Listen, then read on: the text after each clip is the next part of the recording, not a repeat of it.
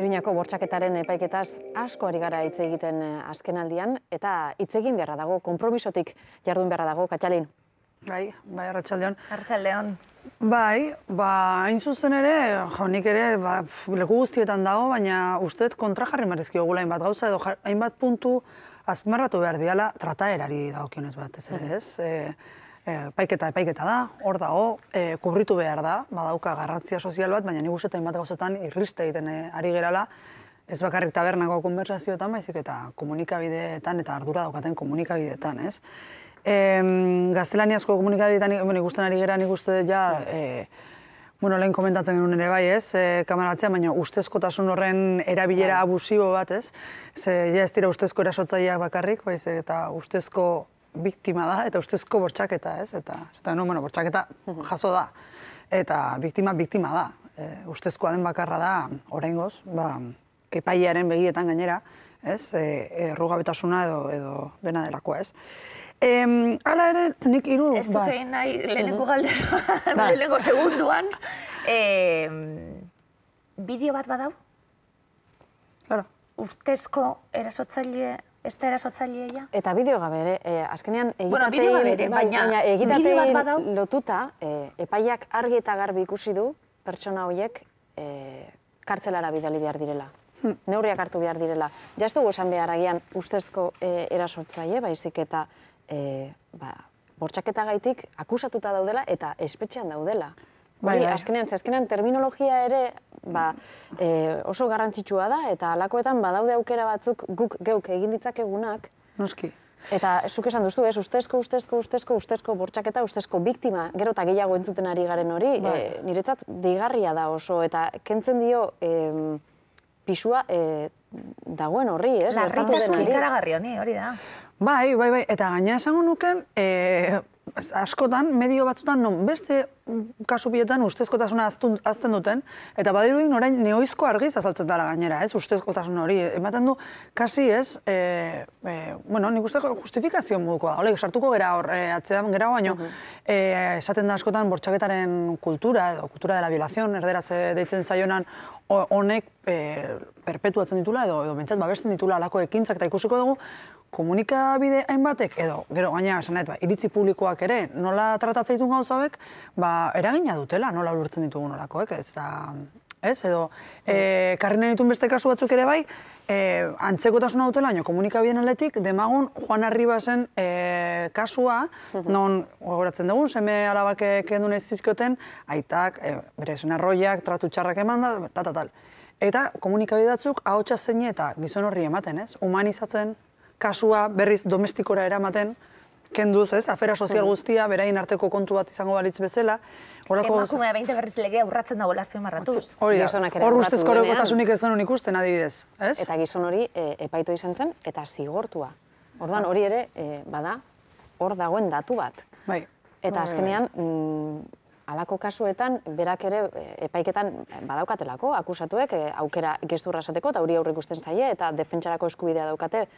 Beraz, hori ere batzutan ematen du ahaztu egiten zaigula, kasu honetan, bortxaketaren kasuan, askotan ematen zaie hitza abokatuei, eta defentsaren abokatuak esango duen hori har daiteke egitate bezala, edo parekatu bibertsioak biktimarena eta akusatuarena. Halakotan zalantzak sortzen direlako, eta ez dakit oso argi daukagun kazetariok nola jardun behar den. Bai, nik esango nuke, azteko eta baina abokatuen hitzak edozein kasuri dagokionez, ulertu behar ditugula partzialidade gozoz, esan ez bere lana hori data, ez? Baina, kasuak jarraitzeko, abokatuen zerak hartzea, dudatan jartzeko, netakoa intentzionalidadea, ez? Informatzea gauza bada, kasua jarraitzea gauza bada, baina bizilagunei galdetzea zelako mutila ziren hauek, hori da. Ez da informatzea, ez? Eta hor, erabaki hartu behar ditu komunikabide bakoitzak, zein diran bere nahiak, ez? Baina ze ohikoa den, ez? Aldamenean bizi zenari galdetzea. Hori, debekatuta hon bar litzateke, ez du garrantziari. Eta ze korte aukeratzea erantzunetatik. Osoia etorre egunon esaten direlako beti. Bai. Aldekoak izaten direlako, beti. Ez oso normalak dira. Bai, azkenean fiatu beharko gara egunon esaten. Ez da baidatu da. Bai, fiatu beharko dugu azkenean egunon esaten ez digun horrekin, ez? Ez dirudien horren normala, denak horren normala da dirudite. En fin, ez, baina bai, hainbat gauza niretzako gainera erabiltzen dira dudatan jartzeko. Eta hori implizituki doa. Eta hori ezin dena onartu, ez?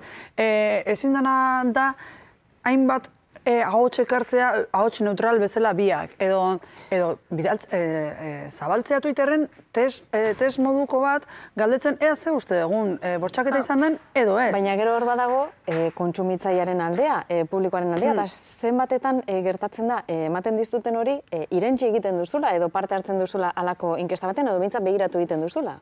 Noski, baina hor ardura horregaitik komunikabide daukatelenik eta behin, ez? Zanet, morboa da.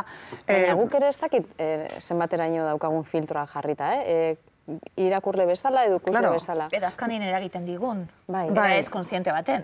Horra adibidez, debate bat euki genuen etxean bertan, eta lagun artean kasu atera zanean, eta WhatsAppak filtratu ziranean, ez? Beraien elkarrizketak.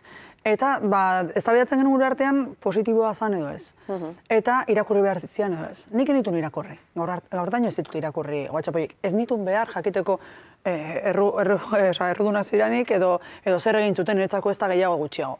Aldi berean elaun batek esatezian oso importantea zala ulertzeko maskulinidade, konplizidade hori taldea, ez dira bost hobe bakarriko 21 dira talde horretan, ez? Hori ere ikusaraztea ze normalidadez, lekuko eta jakitun direnak. Eta impunitatori euren aldetik, zabaltzeko bai. 21 artean batek ere ez du esan zer da hau. Hori da. Eta grabatu, zabaldu, horrek min ematen duelako bai berez. Bai, eta batez esan dezuna impunitatea hori egitera, hauek ez dira monstro batzuk edo gaixori dauden batzuk, hauek dira patriarkatuaren seme oso osasuntsu batzuk, oso ondo ikasi dutenak, arauak orokorrean alde izan dituztela. Espero dezagun orain gutxienez jokoa alde aldatzea, baina printzipioz horraino iristen bazera ez bortxaketa batera, bortxaketa antolatu taldeko grabatu eta planeatu batera eta konpartitu batera eta arrotu iten zaituna, esan nahi du izizela patriarkatu oso lasai baten. Ez da lehenengoa? Telefono horretan horrelako beste batzuk izan dituztelako? Noski. Bai, oidura osoz eta aporeiaz eta kontu hauek denak, ez? Eta, nik uste hor debate batzu badaudela, ez? Demagun WhatsApparenakin erakutsi ez. Orain adibidez, epaiak onartu ez ditunean WhatsApp horiek? Eta bai onartu dunean adibidez, diotenez, mutilen defentsak neskari jarretako detektibe baten informea, pixkat igual postu itentzea WhatsApp horiek ikusi izanak, ez? Ze gerra mediatikoa da honean, ez? Gauza batzuk entzuten ditugunean asko, entzungo dugu nola zegoen jantzita eta nola juntzan bera kasi borondatez mutilekin. Eta hainbat gauza kontrarako informazio eukitze ere, momentu honetan, gerra mediatiko honetan, ez dago gaizki. Ni jarraitzen dut kontsumitu gabe WhatsApp horiek ez daizkiterako interesatzen, ez? Eta igual ez dutelako ikusi nahi ere, baina, uste dut hor batzutan, ez? Argumentu modura inegablea dela hori bin ikusita. Zer pasan da, zer zioten, ez? Hori, aldeotetik eta... Zalantzi eukidune, Katxalik, Amaiak eta Bizok, ganera, titularra irakurrita. Gainera, neskari jartzen diote, bera justifikatu behar delako, detektibe bat, detektibe horrek ateratzen duen informazio hori, hori da, erabilgarria. Susmopean dago. Eta gure zalantzi da, galdetuko horreri buruz, emango diogu bola horreri programan, ez? Edo bai, zer egin behar dugu?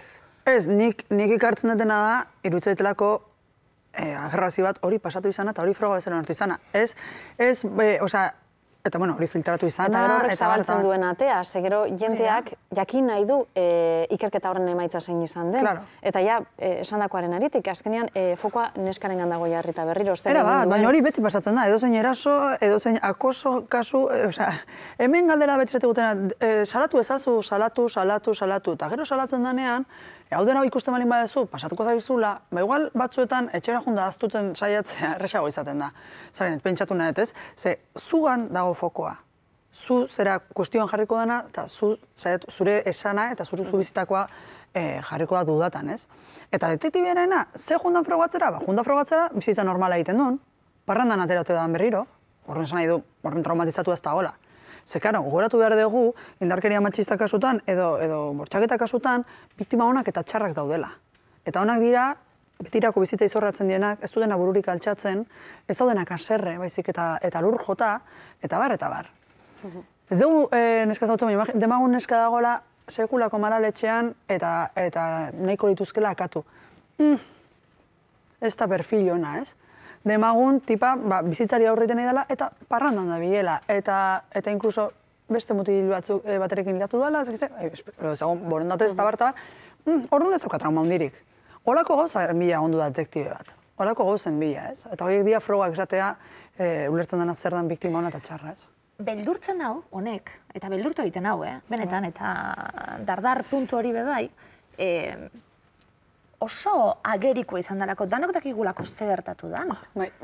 Eta oraindik zalantza hauek guztiak, bai, eta hain bortitza izan da, eta bertan geunden egun horretan geu bebai, eta hurrenguen bebai, danok plazara egun ginenin esaten ezin da egin hau.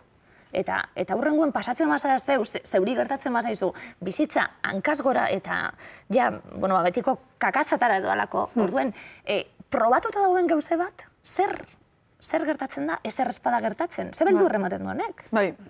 Bai, eta, bueno, gaina San Fermine badukate aurrekari bat, ez? Nagorela fasen kasua da, ez? Gaur egun esan dezako gainera kanpoan da, eta bilena, hirugarren permisoekin dagoena eian, ez? Eta esan nahi, gauza horiek ere beldurra ematen dute eta morrua nik ere bai, ez? Aurrekari izan zen, baina ikasi dugu ikasi beharrekoa kasu horretatik? Hortara nijoa. Zenik zalantzak dauzkat, ikusita nola landu zen gai hori eta auzi hori, eta zer geratu den, gero hor airean, Nagore Lafageren inguruan, eta zenbat datu atera ziren, eta orain puntu honetara iritsi gara, eta ez dakit, zuk esan dakoa, ez ote garen berriro irriste egiten. Hemen dagoen esperantza bakarra, eta niri beldurra ematen dita hundi ere bai, gutxienez fiskaltzak eskaera altuak egin ditula, eta, bueno, jetxiko dira eskaera dutatik, beti pasatzen den bezala, baina, bueno, uste ez dugula absoluziorik ikusiko, eta espero dezagun, esan edo zer pasa daiteke, eta bera abokatuek eta zelan egite dituzten, baina, bueno, nik uste fiskaltzak gogordoan enean, baietz, zutizu, kartzelak ere ez du gauza handierik soluzionatzen. Azkeneko gauza, komunikazio eta morruari beste debate bat, nik neuk ere ez dakidana, klaro, baina, bueno, gero eta argiago daukatena, azkenik da beraien identidadearena. Normalean ditu dago den neskaren identidadea saltzen da, eta bere trapu, bastante, uste eta ideala mozten, hainbat medio, uste eta ondo dakigula, jakin dezaketela nordan tipa, eta uste eta ideala, bueno, gutxienez, minimo hori errespetatzen, baina, ze pasatzen da erasotzaileekin, ez? Normalean hori tapatu egiten da, eta kasu honetan nahiko publikoak egin dira, eta beraiek eskatu dute mesedez beraien identitatea tapatzeko, eta izena bizenez, WhatsApp ez iristen zait, sarean ikusten ari naiz, behin da berriz, 5 lagun hauen aurpegia, ez? Eta, bueno, niri batzutan, beste kasu batzutan, ez dakit, olako zera sortzezian, ez? Batzuetan identitatearenak, baina argi eta garbi ikusten dut, gerra mediatiko honetan, ez? Non epaitu emakumea den kasi, bueno, ikusi beretu gula aurpegiak, eta WhatsAppekin bezala, importantea dela ikustea, ze 5 mutil, guapo, normal, jator, dirudi ezaketen. Babitu guri atzerak emondozkule, niri behintzet, argazki hori ikustiek.